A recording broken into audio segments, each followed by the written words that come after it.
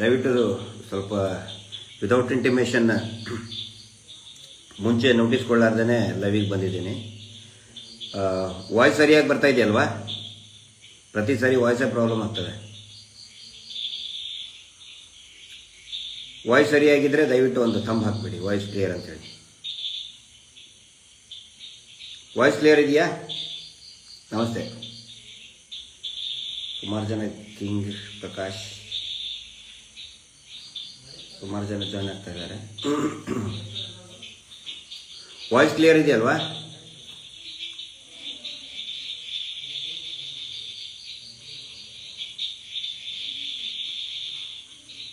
Voice clear ಇದ್ರೆ yes ಅಂತ ಹಾಕಿ, ದಯವಿಟ್ಟು ವಾಯ್ಸ್ ಕ್ಲಿಯರ್ ಅಂತ ಹಾಕಿ. ಓಕೆ ಓಕೆ ಓಕೆ ಓಕೆ,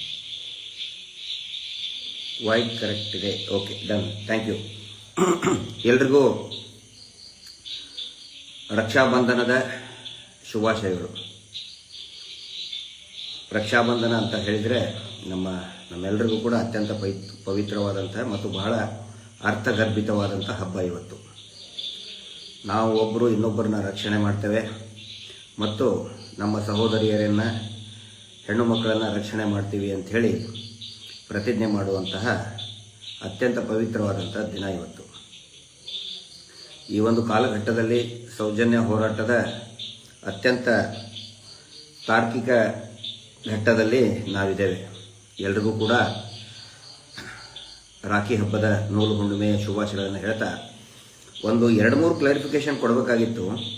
ನಾನು ಬೇಡ ಅಂತ ತಿಳ್ಕೊಂಡಿದ್ದೆ, ಯಾವುದೇ ಕ್ಲಾರಿಫಿಕೇಶನ್ ಕೊಡೋ ಅವಶ್ಯಕತೆ ಇಲ್ಲ. ಈ ಟೀಕೆಗಳಿಗೆ, ಟಿಪ್ಪಣಿಗಳಿಗೆ ಮತ್ತು ಈ ಜೋಕರ್ ಥರ ಕೆಲವೊಂದಿಷ್ಟು 2-3 ಟಿ ವಿ ಚಾನಲ್ಗಳು ಜೋಕರ್ ರೀತಿ ವರದಿ ಮಾಡ್ತಾ ಇದ್ದಾವೆ. ಬಹುಶಃ ಅವುಗಳನ್ನೆಲ್ಲ ವರದಿಯನ್ನು ನೀವು ಒಂದು ಸಾರಿ ಮಾಡಿದರೆ ಈ ಜೋಕ್ ಬುಕ್, ಇಂಟರ್ನ್ಯಾಷನಲ್ ಜೋಕ್ ಬುಕ್ಕಲ್ಲಿ ದಾಖಲೆ ಮಾಡಬೇಕು ಅವು ಎಲ್ಲ ವರದಿಗಳನ್ನು, ಅಥವಾ ಒಂದು ವೇರಿ ಮ್ಯೂಸಿಯಂನಲ್ಲಿ ಏನಾದರೂ ಇಡಬೇಕು ಆ ವರದಿಗಳನ್ನು.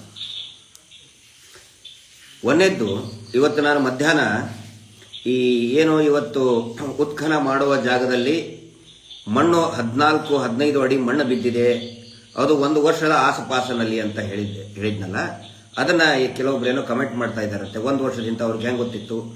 1 ವರ್ಷದ ಒಳಗಡೆ, ಅದರ ಅರ್ಥ ನಾವು ಮಾತಾಡಬೇಕಾದ್ರೆ ಒಂದೊಂದು ಸರಿ ಇದನ್ನಾಗಿರ್ತದೆ. 1 ವರ್ಷದ ಒಳಗಡೆ, ಅದು ನಿನ್ನೆನೂ ಆಗಿರ್ಬೋದು, 10 ದಿನನೂ ಆಗಿರ್ಬೋದು, 10 ವಾರನೂ ಆಗಿರ್ಬೋದು, 10 ತಿಂಗಳನೂ ಆಗಿರ್ಬೋದು.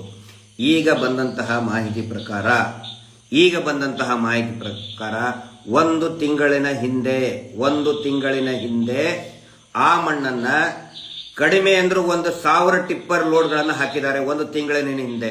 ಇಲ್ಲಿ ನೋಡಿ, ಎಷ್ಟು ದಿನದ ಹಿಂದೆ ಹಾಕಿದ್ದಂತ ಹೇಳೋದಕ್ಕೆ ನಾನು ಎಕ್ಸ್ಪರ್ಟ್ ಅಲ್ಲ, ನಾವ್ಯಾರು ಎಕ್ಸ್ಪರ್ಟ್ ಅಲ್ಲ. ಅದಕ್ಕೆ ಬಹಳ ಸುಲಭವಾಗಿ FSLನವರಾಗ್ಲಿ ಅಥವಾ ಯಾರಾದರೂ ಅಲ್ಲಿ ಇದ್ದವರಿಗೆ ಕೇಳಿಬಿಟ್ರೆ ಹೇಳಿಬಿಡ್ತಾರೆ. ಮಣ್ಣನ್ನು ಸಾಯಿಲ್ ಟೆಸ್ಟ್ ತಗೊಂಡ್ಬಿಟ್ರೆ ಗೊತ್ತಾಗ್ಬಿಡ್ತದೆ. ಅಥವಾ ಅದನ್ನು ಯಾರು ಹಾಕಿದ್ದಾರೆ, ಅಲ್ಲಿ 100 ಟಿಪ್ಪರ್ಗಳನ್ನು ಸೇರ್ಕೊಂಡು ಅಂತಲೇ 100 ಅಂತ ಹೇಳಿದ್ರೆ ಅಷ್ಟು ಲೋಡ್ ಟಿಪ್ಪರ್ಗಳನ್ನು ಹಾಕಿದ್ದಾರೆ. SIT ಅವ್ರಿಗೆ ತುಂಬಾ ಈಸಿ ಅದು.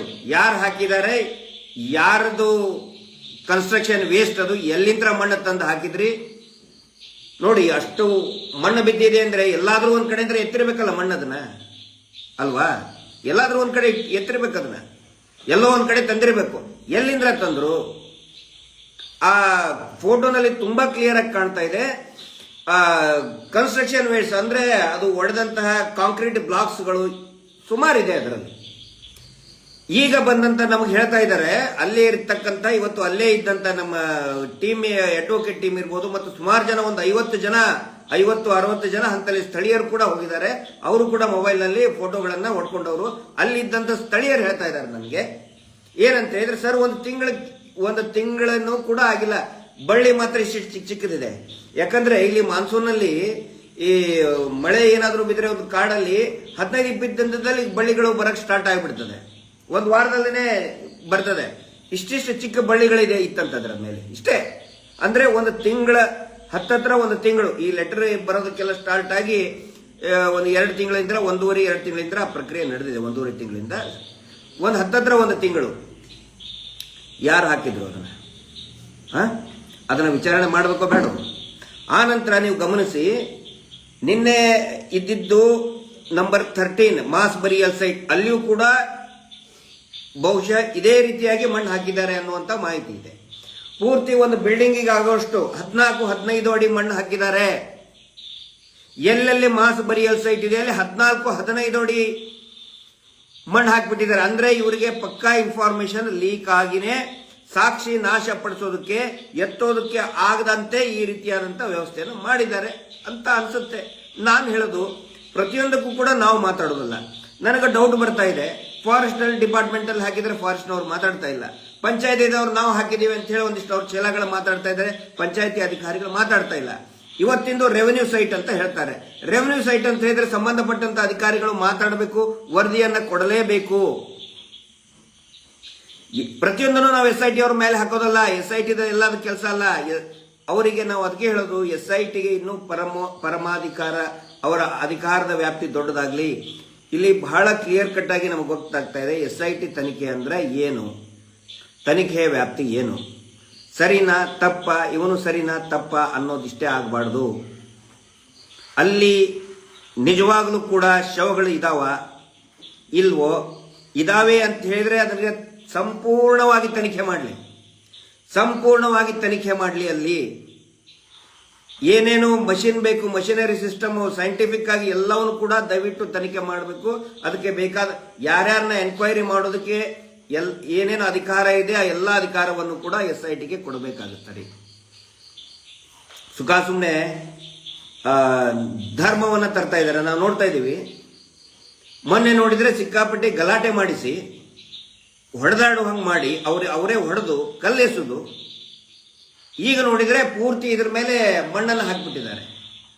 ಹೇಳ್ತಾರೆ ಒಂದು ಬಿಲ್ಡಿಂಗ್ ಫುಲ್ ಆಗುವಷ್ಟು ಪೂರ್ತಿ ಮಣ್ಣು ತುಂಬಿಟ್ಟಿದ್ದಾರೆ. ಬಹಳ ಸುಲಭ ಇದು.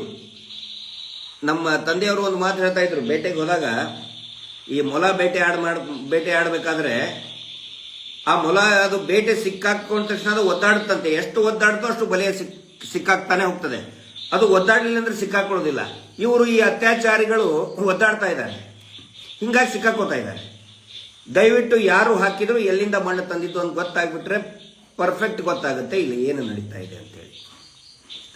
ಧರ್ಮದ ಬಗ್ಗೆ ಯಾಕ್ರಿ ಪ್ರಸ್ತಾಪ ಮಾಡ್ತೀರಿ ಪದೇ ಪದೇ? ಇಷ್ಟು ದಿನ ಒಂದು ಸಿನಿಮಾ ಬರೆದ್ರು ಸ್ಕ್ರಿಪ್ಟು, ಈಗ ಇನ್ನೊಂದು ನಾವು ಜೈನರ ವಿರುದ್ಧ ಅಂತೇಳಿ. ಜೈನ ಧರ್ಮದ ವಿರುದ್ಧ ನಾವು ಯಾವಾಗ ಮಾತಾಡಿದ್ವಿ? ಧರ್ಮದ ವಿರುದ್ಧ ಯಾವಾಗ ಮಾತಾಡಿದ್ವಿ? ಅಜಿತ್ ಜೈನ್ ಅಂದ ತಕ್ಷಣನೇ ಜೈನ್ ಧರ್ಮದ ವಿರೋಧ ಹೆಂಗಾಗುತ್ತೆ? ಉದಯ್ ಜೈನ್, ನಿಶ್ಚಲ್ ಜೈನ್, ಆನಂತರ ಅದಾವಲ್ಲ ಓಸು ಅವು ಯಾವುವು, ಧೀರಜ್ ಜೈನ್, ಮಲ್ಲಿಕ್ ಜೈನ್, ಸರ್ನೇಮ್ ಅವೆಲ್ಲವೂ ಕೂಡ ಧರ್ಮಕ್ಕೆ ನಾವು ಒಂದಿಲ್ಲ. ನಾನು ನೆನಪಿಸ್ಕೊಳ್ಳೋದಾದ್ರೆ ಚಾರು ಕೀರ್ತಿ ಭಟ್ಟಾರಕರು, ಶ್ರವಣ ಬೆಳಗೊಳದ ಅಲ್ಲಿಯ ಪೂಜ್ಯ ಮುನಿಶ್ರೀಗಳು, ನಾನು ತುಂಬಾ ನಡ್ಕೋತಾ ಇದ್ದೆ ಅವ್ರಿಗೆ. ಈಗ ಅವರು ಲಿಂಗಾಯಕರಾಗಿದ್ದಾರೆ, ಅವರಿಲ್ಲ. ಅವರಿದ್ರೆ ನಾನು ಖಂಡಿತ ಅವ್ರ ಹತ್ರ ಹೋಗಿ ಬರ್ತಿದ್ದೆ, ಅವ್ರ ಆಶೀರ್ವಾದ ತಗೊಂಡು ನೋಡಿ ಈ ತರ ನನಗೆ ಆರೋಪ ಮಾಡ್ತಾ ಇದ್ದಾರೆ ಅಂತ ಹೇಳ್ತಾ ಇದ್ದೆ. ಯಾಕಂದ್ರೆ ಅವ್ರ ಹತ್ರ ನಾನು ಸುಮಾರು ಸಾರಿ ಹೋಗಿದ್ದೀನಿ. ಇದೇ ಕಾರ್ಕಳದ ನನ್ನ ಜೈನ ಸ್ನೇಹಿತರೆ ಕರ್ಕೊಂಡು ಹೋಗಿದ್ದಾರೆ ಅವ್ರ ಹತ್ರ. ಯಾವತ್ತಿಗೂ ಕೂಡ ಧರ್ಮದ ವಿರುದ್ಧ ನಾನು ಮಾತಾಡಿಲ್ಲ. ಆ ನಂತರ ಇಲ್ಲಿ ಧರ್ಮದ ವಿಷಯ ಯಾಕೆ ಬಂತು? ಮತ್ತೆ ಇಷ್ಟು ದಿನ ಹೇಳ್ತಾ ಇದ್ರಿ ಹಿಂದೂ ವಿರೋಧಿ ಅಂತ, ಒಂದಿನ ಹೇಳ್ತೀರಿ ಹಿಂದೂ ವಿರೋಧಿ, ಇನ್ನೊಂದು ದಿನ ಹೇಳ್ತೀರಿ ಜೈನ ವಿರೋಧಿ. ಇದನ್ನ ನೋಡಿ ನನಗೆ ಇಷ್ಟ ಅಸಹ್ಯ ಅನಿಸ್ತಾ ಇದೆ.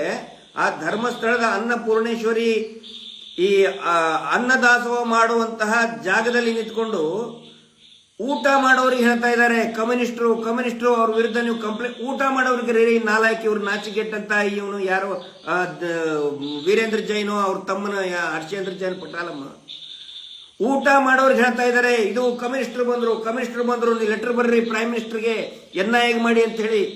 ಯಾರಿಗಾದ್ರೂ ಮಾಡಿ, NIA ಮಾಡಿ, ದಯವಿಟ್ಟು FBI ಒಂದು ಟ್ರಂಪಿಗೆ ಒಂದು ಲೆಟರ್ ಬರೆದು ಬಿಡಿ. ಹೋಗಿ ಅತ್ತಾಗ ಟ್ರಂಪಿಗೆ ಒಂದು ಟ್ವೀಟ್ ಮಾಡ್ರಿ, ಇಲ್ಲಿ ತನಿಖೆ ಆಗ್ಲೇಬೇಕು ಅಂತ ಪಟ್ಟು ಹಿಡ್ಕೊಂಡು ಕುಂತವ್ರೆ ನಾವು.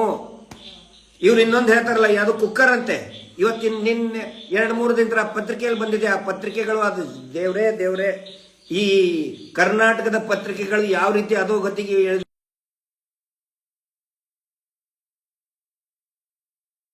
ಇದೆಯಲ್ಲ. Voice clear? ಯಾಕಂದ್ರೆ ಕಾಲ್ ಬರಕತ್ ಕೂಡ ನನಗೆ ಇನ್ನೇನೋ ವಾಯ್ಸ್ ಕ್ಲಿಯರ್ ಇದೆಯಲ್ಲ. ಆ ಪತ್ರಿಕೆಯಲ್ಲಿ ಬರ್ತಾ ಇದ್ದಾವೆ ಏನಂತ ಹೇಳಿದ್ರೆ ಕುಕ್ಕರ್ದ ಬಾಂಬ್ ಅಂತೆ ಸಮೀರ್ಗೆ ಅದು ಏನೇನೋ ಜಾಯಿನ್ ಮಾಡಕ್ ನೋಡ್ತಾ ಇದಾರಪ್ಪ ಅದನ್ನ. ಅಲ್ಲರಿ NIA ತನಿಖೆ ಆಗಿದೆ, ಒಂದು ವೇಳೆ ಯಾವನಾದ್ರೂ ಧರ್ಮಸ್ಥಳದ ಮೇಲೆ ಹಲ್ಲೆ ಮಾಡೋದಕ್ಕೆ ದಾಳಿ ಮಾಡೋಕಿದ್ರೆ ದಯವಿಟ್ಟು ಹಿಡಿದು ಗಲ್ಲಿಗೆ ಹಾಕ್ರಿ ಅವನು. ನಟ್ಟು ನಡು ರಸ್ತೆಯಲ್ಲಿ ನಿಂದ್ರಿಸಿ ಗಲ್ಲಿಗೆ ಹಾಕ್ಬೇಕು ಅವನ್ನ. 3 ವರ್ಷದ ಹಿಂದೆ NIA ತನಿಖೆ ಆಗಿ ಆ ಕುಕ್ಕರ್ ಬ್ಲಾಸ್ಟ್ ಬಗ್ಗೆ NIAನೇ ತನಿಖೆ ಮಾಡಿದೆ. ಅವತ್ತು ಏನು ಬರಲಿಲ್ಲ, ಧರ್ಮಸ್ಥಳದ ಪ್ರಸ್ತಾಪನೆ ಆಗಲಿಲ್ಲ. ಈಗ ಅದಕ್ಕೆ ಧರ್ಮಸ್ಥಳಕ್ಕೆ ಲಿಂಕ್ ಅಂತ ಯಾವುದೋ ಒಂದಿಷ್ಟು ಪೇಪರ್ಗಳು, ಅದೇ ಈ ನಕಲಿ ಪತ್ರಕರ್ತರು ಸತ್ಯ ಸಂಶೋಧನೆ ಬ್ಲಾಕ್ ಮೇಲ್ ದಂಧೆ ಮಾಡೋರು ಅದೊಂದು ನ್ಯಾರೇಷನ್ ಕೊಟ್ಟಿದ್ದಾರೆ. ಆ ನ್ಯಾರೇಷನ್ ರನ್ ಮಾಡ್ತಾ ಇದ್ದಾರೆ. ಬರೆಯೋರ್ಗಾರ ಬುದ್ಧಿ ಬೇಡವ ನಿಮಗೆ? ಪತ್ರಿಕೆಯಲ್ಲಿ ದೊಡ್ಡ ದೊಡ್ಡ ಪತ್ರಿಕೆಯಲ್ಲಿ ಬರೀತೀರಿಲ್ರಿ, ನಿಮಗೆ ನಾಲೆಜ್ ಕಾಮನ್ ಸೆನ್ಸ್ ಇಲ್ಲ ನಿಮಗೆ. ಅಂದ್ರೆ NIA ಸುಳ್ಳು ಹೇಳಿದ್ದಾಗಿದ್ರೆ ಅವಾಗ 3 ವರ್ಷದ ಹಿಂದೆ ಕುಕ್ಕರ್ ಅಂತೆ, ನಿನ್ನೆ ಕುಕ್ಕರ್, ಇವತ್ತು ಫ್ರಿಡ್ಜ್ ಒಂದು ಸ್ಟೋರಿ ಹೇಳ್ಬೋದು, ನಾಳೆ ಫ್ರಿಡ್ಜು ಮತ್ತೆ ಟಿವಿ, ಆನಂತರ ವಾಷಿಂಗ್ ಮಷೀನು, ಅದನ್ನು ಸ್ಟೋರಿ ಹೇಳ್ರಿ. ನಾಚಿಕೆ ಆಗಲ್ವಾ ನಿಮಗೆ ಬರೆಯೋರಿಗೆ? ಯಾವನಾದ್ರೂ ಅಲ್ಲಿ ಬಿದ್ದಿರೋ ಅಂತವು ಅಸ್ಥಿ ಪಂಜರಗಳು ಫ್ಯಾಕ್ಟ್ರಿಗಳು ತಯಾರು ಮಾಡ್ತಾರೇನ್ರಿ? ತಲೆ ಬುರುಡೆ ತೆಂಗಿನ ಮರದೊಳಗೆ ಹುಡ್ತದ, ಯಾವನಾದ್ರೂ ತಗೊಂಡು ಬಂದು ತಂದಿಡಕ್ಕೆ? ತನಿಖೆ ಮಾಡಿದ್ರೆ ಗೊತ್ತಾಗಲ್ವ ಅದು ಎಲ್ಲಿದು, ಯಾರ್ದು, ಏನು, ಎಷ್ಟು ವರ್ಷದ ಹಿಂದೆ ಹೂತಾಗಿದ್ದು? ಮಣ್ಣಿರಲ್ವ, ಸಾಯಿಲ್ ಸ್ಯಾಂಪಲ್ ಇರಲ್ವಾ? ಆಯ್ತು, ಇಷ್ಟು ದಿನ ಅದು ಭಯೋತ್ಪಾದಕರು, ಈಗ ಮತ್ತೆ ಹೊಸದಾಗಿ ಜೈನ ವಿರುದ್ಧ ಅಂತೇಳಿ. ಯಾವತ್ತು ನಮ್ಮ ಊರಲ್ಲಿ ಬಹಳ ಅನ್ಯೋನ್ಯವಾಗಿ ಇದ್ದಂಥವ್ರಿ ನಾವು. ಜೈನರು ಹಿಂದೂಗಳು ಅನ್ಯೋನ್ಯವಾಗಿ ಇದ್ದಂಥವ್ರು. ಆದ್ರೆ ಇವ್ರು ಏನಿದಾರಲ್ಲ, ಯಾರು ವೀರೇಂದ್ರ ಜೈನ, ಹರ್ಷೇಂದ್ರ ಜೈನ, ನಿಶ್ಚಲ್ ಜೈನ, ಓಟು ಪಟ್ಟಿ, ಮೊನ್ನೆ ಅವರೇ ಬಂದು ಹೊಡೆದಾಡಿದ್ದು, ಕಲ್ಲೆಸಿದ್ದವರೇ. ಇರುವೆಯನ್ನು ಕಲ್ಲದವರು ಕಲ್ಲೆಸಿತಾ ಇದಾರಲ್ರಿ, ಇರುವೆಯನ್ನು ಕೊಲ್ಲದವರು ಕಲ್ಲೆಸಿತಾ ಇದ್ದಾರೆ. ಬಂದಿಷ್ಟು ದೊಡ್ಡ ದೊಡ್ಡ ಕಲ್ಲೆಸಿತಾ ಇದ್ದಾರೆ. ಇರುವೆಯನ್ನು ಕೊಲ್ಲದವರ ಆಸ್ಥಾನದಲ್ಲಿ ಏನಾಗಿದೆ, 100 ಹೆಣಗಳ ಬಿದ್ದಿದೆ. ಸೌಜನ್ಯಳ ಹೆಣ ಬಿದ್ದಿದೆ, ಪದ್ಮಲತಾ ವೇದವಲ್ಲಿ ಡಾನೆ ಮಾವತನ್ ಹೆಣಗಳು ಬಿದ್ದಿದ್ದೇವೆ ಇರುವೆಯನ್ನು ಕೊಲ್ಲದವರ ಜಾಗದಲ್ಲಿ. ಹಿಂಗಾಗಿ ನಾನು ಎಲ್ಲಾ ಜೈನ ಸಹೋದರರಿಗೆ ವಿನಂತಿ ಮಾಡ್ಕೊಳ್ತಾ ಇದ್ದೇನೆ, ಇವ್ರಿಗೆ ಯಾವುದೇ ಧರ್ಮ ಇಲ್ಲ.